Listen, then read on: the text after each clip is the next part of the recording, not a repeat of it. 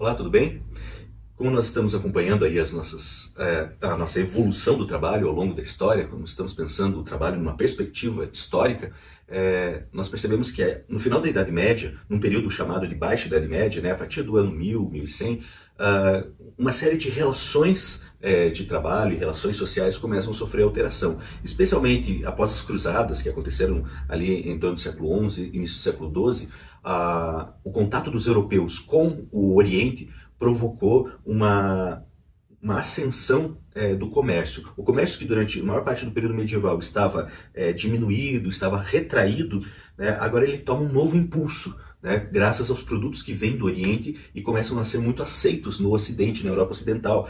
Então, as atividades comerciais começam a ganhar um novo fôlego. Então, uma necessidade muito grande de produtos começa a invadir a Europa e, por consequência, surgem novas funções naquele cenário. A função do comerciante, a função do mercador, a função daqueles que vão começar a produzir não apenas para o sustento da sua família ou para o sustento do feudo, mas eles começam a produzir para a venda, para o consumo, não apenas da sua região, mas para de outras regiões, né? É nesse contexto que surge uma classe social que estará intimamente ligada a essas relações de trabalho e nós chamamos de burguesia, né? No primeiro momento, nós dizemos que a burguesia ela está atrelada ao comércio, né? Mas é importante destacar, né, que outras áreas também começam a ser preenchidas, né, e começam a surgir essa necessidade, né, de alguns elementos que haviam estado adormecidos durante o período clássico medieval. Então é nesse momento, por exemplo, que surge a figura do banqueiro, né? Então, no período medieval, cada feudo, cada região tinha sua própria moeda, seu próprio tipo de moeda, né? Agora havia uma necessidade de unidade, de unificação, né? E aí surge a figura daquela pessoa que geralmente se sentava em um banco, em algum lugar, e ela ficava ali à disposição para fazer essa troca de dinheiro, o câmbio, né? Essa pessoa ficava sentada no banco, né? Então aí surgiu a expressão, né, do banqueiro, né, aquele que faz as transações financeiras. E essa sociedade europeia ela vai se diversificando, se tornando cada vez mais complexa, né? Os produtos que vinham do Oriente começam a ter um alto valor na Europa, né? Passam a ter um alto valor na Europa, e muitas regiões europeias começam a perceber que eles podem produzir também seus próprios produtos para serem revendidos, né, no continente europeu. É o caso, por exemplo, dos ingleses que percebem que a produção de lã, né, e consequentemente a produção de tecido, né, vai ter um mercado muito promissor ali no contexto da Europa, porque qual era o tecido privilegiado nessa época? Era a seda que vinha da China, algo extremamente caro, né? Então eles começam a produzir tecido, obviamente de uma qualidade diferenciada, muitas vezes inferior àquele que era produzido no Oriente, mas que tem uma larga aceitação. Começam a ver aquilo que nós vamos chamar de manufaturas, né? Então, aquela pessoa que domina uma técnica, a técnica de fazer o tecido, de fazer o sapato, de fazer a roupa, de fazer a ferramenta, enfim, esse dono do conhecimento, ele começa a contratar pessoas para que possam ajudá-lo a produzir cada vez mais, porque a necessidade de abastecimento de produtos, ela se torna cada dia maior. Portanto, essas relações sociais, vejam que elas estão ficando mais diversificadas, né? No outro vídeo eu havia comentado com vocês que nós tínhamos basicamente 3 grupos sociais, né, no período medieval: o clero, a nobreza e os servos, né? Agora nós já vemos a figura do burguês, nós já vemos a figura dessas pessoas que estão envolvidas nesse comércio, como vendedores, como fabricantes, como ajudantes, né, e que também fazem parte dessa sociedade. Então essa sociedade se torna cada vez mais complexa, as relações de trabalho começam a mudar. Falei a vocês que herança do período antigo clássico, passando pelo período medieval, a visão de trabalho estava associado a algo negativo, estava associado a algo como punição, né? E agora começa a mudar essa visão, né? Há uma necessidade de mudança de mentalidade a respeito de uma situação. E quando nós falamos de mudança de mentalidade, é preciso ficar bem claro que essas mudanças elas não acontecem de uma maneira muito rápida, né? Existem mudanças que acontecem que são pontuais, né?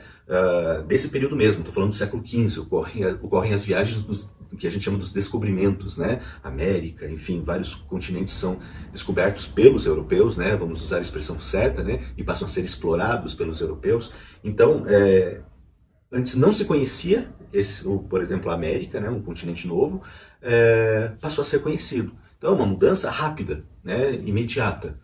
Então é diferente de uma mudança de mentalidade, de comportamento, de forma de ver o mundo, né? Então quando estamos falando das relações de trabalho, das relações ou da valorização do trabalho, né, então a gente precisa entender que isso está no campo das mentalidades, certo? E no campo das mentalidades as mudanças são mais lentas, né? Elas levam anos, décadas, séculos para haver uma mudança. E é isso que está acontecendo em relação à visão acerca do trabalho, né? Muitas estruturas ainda estão muito firmes e fortes, como por exemplo a Igreja Católica. Ela ainda tem um predomínio, uma hegemonia sobre o pensamento europeu, tanto do final da Idade Média quanto da Idade Moderna. Ainda é muito forte, né? Mas começam a haver os primeiros abalos nessa relação, começam a haver os primeiros rompimentos e questionamentos em relação a algumas verdades que a Igreja trouxe como verdades absolutas durante muito tempo.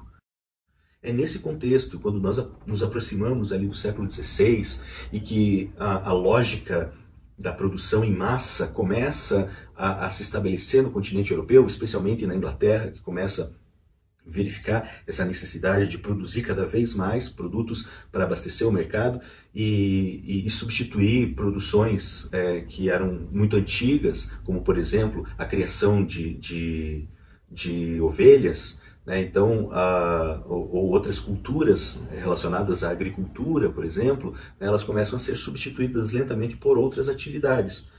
Então, começa a haver uma série de mudanças na percepção a respeito do que é o trabalho, qual é o valor do trabalho. Em meio a isso tudo, podemos já colocar o discurso da educação, né? É um momento em que o trabalho exige, né, um aprendizado, e o aprendizado ele está totalmente envolvido, né? A educação desse período ela está envolvida nas categorias práticas, né? Então nós vamos ter os aprendizes, né? Os artesãos aprendizes, né? Que estarão nas oficinas, né? Oficinas ainda muito caseiras, né?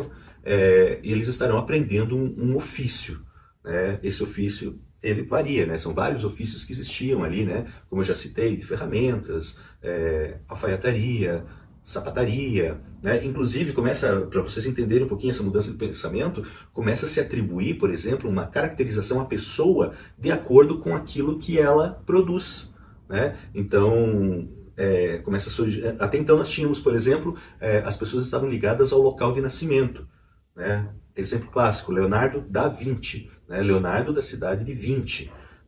Agora nós vamos ter pessoas que vão ter associados o seu nome, né, e a sua individualidade à função que praticam.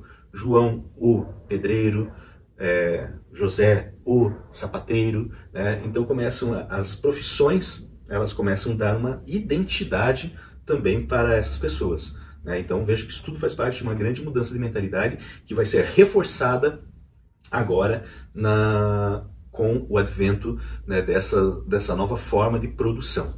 E nós vamos ver algumas mudanças, então, se estabelecendo no campo do pensamento, no campo filosófico, a partir dessa mudança prática. Mas isso nós vamos ver no próximo vídeo, tá bom? Não percam, valeu, até a próxima!